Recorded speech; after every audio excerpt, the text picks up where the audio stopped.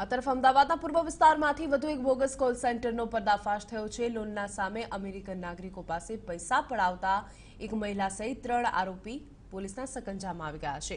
તો પોલીસે લેપટોપ અને કોમ્પ્યુટર સહિત કુલ 1,60,000નો મુદ્દામાલ જપ્ત કર્યો।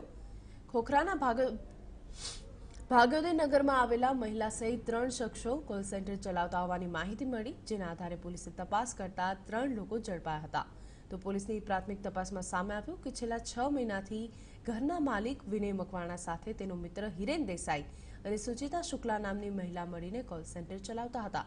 તો ઝડપાયેલા 3 આરોપી અમેરિકાના નાગરિકોને પે લોનના નામે ઠગાઈ કરતા હતા, જેમાં અમેરિકન નાગરિકને લોનના પૈસા ભરપાઈ કરવા માટે અને લોન આપવા માટે વેરિફિકેશનના પૈસા ભરવાના નામે અલગ અલગ રીતે પૈસા પડાવતા હતા।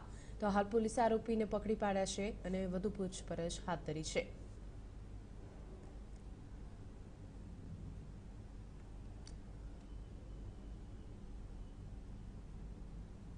આ લોકો યુએસએના સિટીઝન સાથે લોન બાબતના તમારા હપ્તાઓ બાકી છે એવા અને એ અમે રિઝનેબલ કરી આપીશું એવું સેટલમેન્ટ કરતા અને એમની આગળથી અલગ અલગ સોશિયલ મીડિયાની જે છે કે ભાઈ લિંક્ડઇન, ફેસબુક,